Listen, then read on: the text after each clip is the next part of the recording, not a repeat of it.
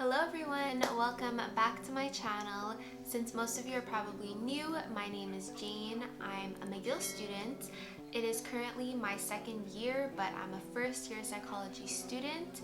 So last semester I had my first ever online semester and it was absolutely insane. So I thought it'd be helpful if I shared some tips and tricks on how you guys can succeed for your online classes. As always, it would be really appreciated if you liked the video and if you subscribe to my channel so I can keep coming out with more content, and leave a comment on what helped you succeed in your online classes. Since everything will be online, we're most probably not going to be printing stuff out and everything will be kept in an online digital format.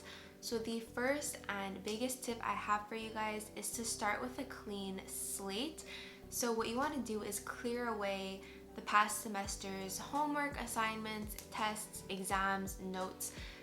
File it, organize it, do whatever you have to do, but just get it out of the way so that you have a whole new space for your new online classes. This is the biggest thing that has helped me because online school, I find, is all about organization. You're not going to succeed unless you're organized and you have everything planned out. So I typically take notes on Notability with my iPad, as you guys probably know.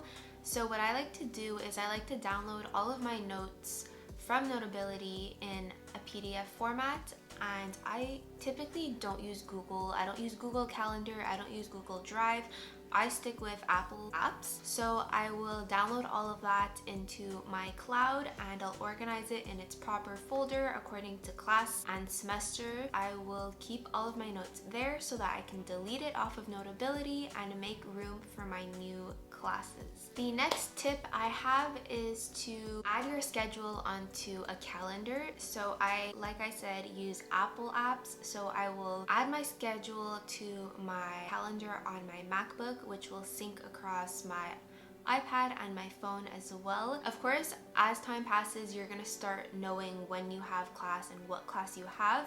But at the beginning, especially since we're gonna be home all day, every day, it's really important to know when your classes start and end. So I add it to calendar and I repeat it for every single week that I have school. And then I set a reminder for myself 15 minutes before class starts, just so I can prepare myself and open PowerPoints, do whatever I have to do to prepare for that specific class. The third thing that I like to do is on Notion. So I've been using Notion a lot lately and I find it's definitely helped me a lot to succeed in online school, especially for organization purposes. So what I like to do is I like to create a calendar in Notion. In the calendar, I will put all of my teachers' office hours, I will put tutorial times, conference times, review sessions, just so if I ever need help, I won't have trouble finding all the necessary information. It'll all be in one calendar on Notion and super accessible and easy to find. I'm not consistent with tutorials or review sessions that I go to.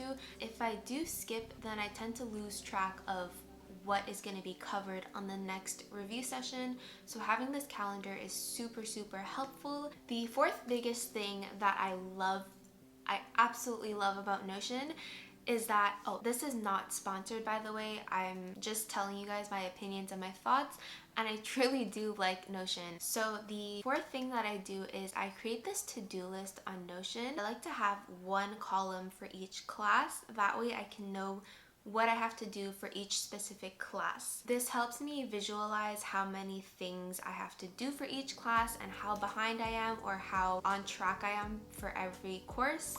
And I typically don't like to have like a super long list for one class and then nothing for another. That just means I'm clearly prioritizing one over the other. The fifth thing that I like to do is, again on Notion, I like to organize all of my study schedules, my readings, and my lectures. By the way, you don't need Notion to do this. If you have Word, Excel, Pages, or even just a pen and paper, you can do this as well. It's just Notion is my preferred way of organizing myself. I know I keep talking about Notion, so I feel like I should be making an in-depth video on how I organize myself on Notion and what templates I use. Let me know in the comments if you guys want to see that video. So what I like to do is I will dedicate one page to each class. On that page, I typically like to have, first is my study schedule.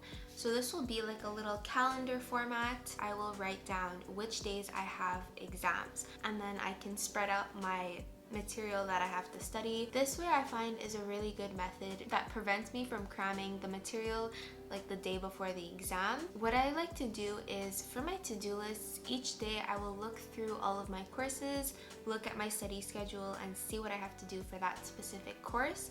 And then I'll add everything to my to-do list and see if it's possible for me to do everything that day. The second thing that will be on each page for each course is a table. So there are actually two tables. One is for readings, one is for lectures. I like to write down on which day each lecture was delivered and the name of the lecture. Then I'll have like a couple of boxes next to it.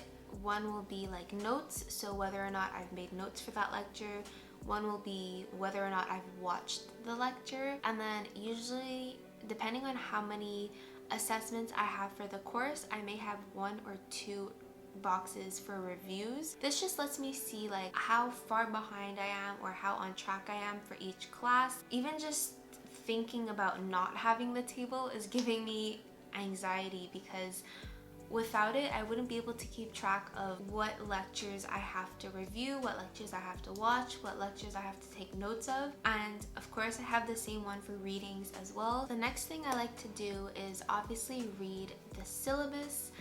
My life depends on my syllabuses. Everything I need to know is on the syllabus.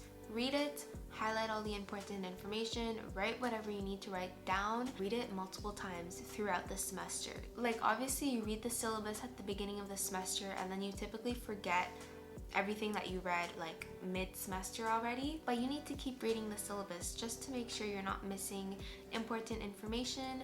And if you do have an assignment, the information might be on the syllabus. So instead of like stressing out and texting your group chats and your professors about what the assignment is about, it's probably a good idea to read the syllabus first, and then you can freak out if the information isn't there. Everything from the readings and the lectures are typically included in the syllabus. That's where I get all the information for my tables. The 8th tip I have is about assigned readings.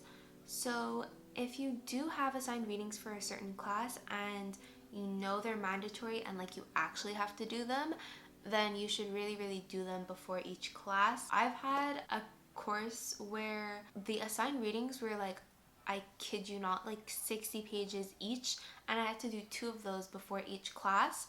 Obviously I didn't do it for the first couple classes. I was still like, oh, it's so easy, like I don't need to do the readings.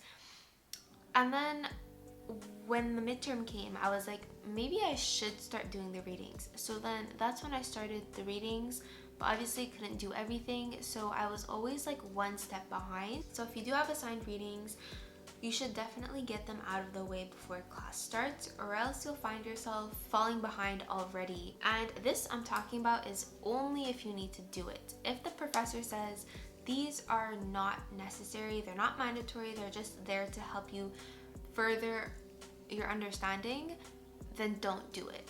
If you think you can get an A in the class without doing the readings, there is no reason to do it and waste your time on it unless you want to do it just for fun. So that is everything that I have for this video. I really hope these tips helped you.